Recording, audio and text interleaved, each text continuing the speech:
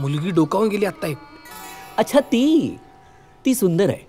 Wow म्या, पुण्यातून तुझी नजर भलती सुधारलेली दिसते. अरे तसं नाहीये, तिचं नाव सुंदर आहे. दिवाडकर काकांची मुलगी आहे ती. हा, अच्छा अच्छा, ही सुंदर आहे होय. लहानपणी बघितल्याचं आठवते तिला. तेवढी झाली. तिच्या लग्नाचं बघतायत आता. हो, पण दुसऱ्या कुणाशी लग्न करायला नाही म्हणते. मग कोणाशी करायचं रे लग्न? तुझ्याशी. नाही, तिने तुला कधी पाहिलं ते मला माहित नाही, पण परवा ती तिच्या बाबांना सांगत होती तेव्हा मी ऐकलं. उम्या, मला आता लग्न बिग्नच करायचं नाही. का? अरे का काय, मला नाटकात काम करायचंय, गाणं शिकायचंय. अभ्यास तरी पूर्ण होऊ दे. आणि तू कुठला लवकर संपायला, डोक्यावरून चाललाय माझ्या. तू खा थंड पोहे. Love is my sin, and thy dear virtue hate of my sin, grounded on sinful. Grounded म्हणजे जमीन दोस्त, म्हणजे प्रेमाबाई आडवा झालं तरी चालेल असं काहीतरी. Fine, compare. काहीतरी म्हणजे नीट सांग. Mr. Joshi, yes sir. could you please tell me what Shakespeare means? सांग सांग. ग्राउंडेड म्हणजे प्रेम करून आडवं होण्यात खरी गंमत आहे.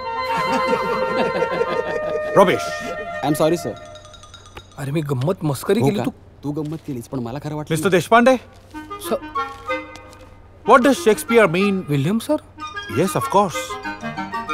What does he mean when he says, love is my sin? William Shakespeare असे म्हणतो याचे In कारण. English, please. अरे बापरे. Shakespeare says love is my sin because he is extremely sincere, I think. Nonsense. Yes? Now I know, sir. William says Shakespeare is my sin because the bell is rung and तुमचा तास संपलाय, sir. Smart man.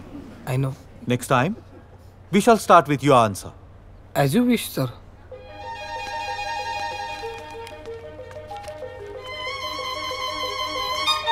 Class! Can anyone tell me why Shakespeare says love is my sin? तूच सांग ना पांड्या. अरे how should I know? Go ask Shakespeare.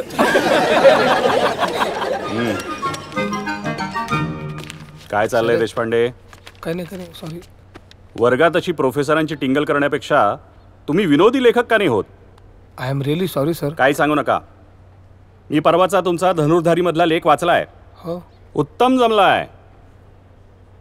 अहो, तुम्ही उत्कृष्ट विनोदी लेखक होऊ शकाल. Thank you sir. पण वकिलीचा अभ्यास करणाऱ्यानं विनोदी लेख लिहिणं हा रिकामपणचा उद्योग नव्हे का? म्हणजे एखाद्या वृक्ष प्राध्यापकाने कविता करण्यासारखा. ओ सी आय एम राईट. अरे सांगायचं ना मंगे आलाय. मंग्या म्हणजे प्राध्यापक मंगेश राज्याध्यक्ष सर आलेत. बाहेर एवढी मोठी पाठी, कुत्र्यांपासून सावधान. मला वाटलं की असेल अल्सेशन जातीचं कुत्रं. कसलं काय होतं एवढूस. तुला सांगतो खरा डेंजर तिचा बाप. तो मागे थांब रे जरा. देशपांड्या मर्डेकर मागणं येतात, पटकन निघायचं. अरे माझं पुस्तक दे ना. मिस्टर देशपांडे. सर माझं लायब्ररीत जरा काम आहे. 2 मिनिटं इकडे या. Yes sir. तुमचे वर्गातले किस्से मला राजाध्यक्षांनी सांगितलेत. सर मी तुमची नक्कल नव्हतो करत, खरंच. प्राध्यापकांनी कविता करणं हा रिकामपणाचा उद्योग आहे असं म्हणालात तुम्ही.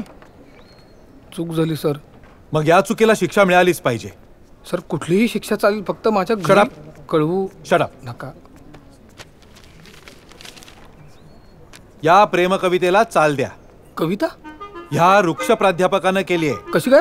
म्हणजे म्हणजे छानच आहे, पण मला कशी काय जमेल? म्हणजे नो एक्सक्युजेस. तुम्ही गाण्यांना चाली देता असं कळलंय मला. हो. मी प्रयत्न करतो. थँक्यू. कोणी नको अन काही नको हे तुम्ही लिहिलंय? व्हॉट डू यू मीन? प्रेम कविता मी फक्त वर्गात शिकवतो असं वाटलं तुम्हाला? छे, देवता तू एकली हृदय जीते अर्पिले हे होऊन बद्धांजली. नाही छानच आहे. वाट भर गे हा फुफाटा. मर्डेकर प्रेमात पडलेत का रे? का नाही. चल. कोणी नको काही नको. कोणी नको काही नको देवता तू एकली हृदय जीते अर्पिले हे हृदय जीते अर्पिले. बाबूल, हा हे काय ऐकते मी मगापासून? कोणी नको, काही नको, अगं होमवर्क दिलंय कॉलेजात, हे बघ. हे असलं हो हृदय बिदय. हो. एवढी काय अडाणी नको समजूस हं मला. वकील होऊन कोर्टात उभा राहणार आहेस का तमाशाच्या बोर्डावर? अगं कोर्टात तरी काय तमाशाच असतो की. कर तू माझी चेष्टा. कॉलेजचा निकाल येऊ दे, बघते मी. हृदय जीते हृदय. काय रे हृदय बिदय, कोणाच्या भावना या? अहो प्रोफेसर मर्ढेकरांच्या. तुम्हाला काय वाटलं? माझ्या? असायला हरकत नाहीत. काही काय आबा. मला सांग, हां दिवाडकरांच्या सुंदरला पाहिलंस का तू इतक्यात? हो. गेल्या महिन्यात उम्याला थंडगार पोहे नव्हते का नेले, तेव्हा होती तिथे ती. तुझ्यासाठी स्थळ म्हणून चांगली वाटते. नाकी डोळी नीटस, चांगला स्वभाव. तुला काय वाटतं? मला आबा एवढ्यात लग्नच करायचं नाहीये. म्हणजे माझं शिक्षण तरी पूर्ण होऊ दे ना. दिवाडकरांना शब्द दिलाय मी. आणि शिक्षण काय लग्नानंतर होईल की पुरं? हो पण आबा. बघ बाबा, ठीक आहे.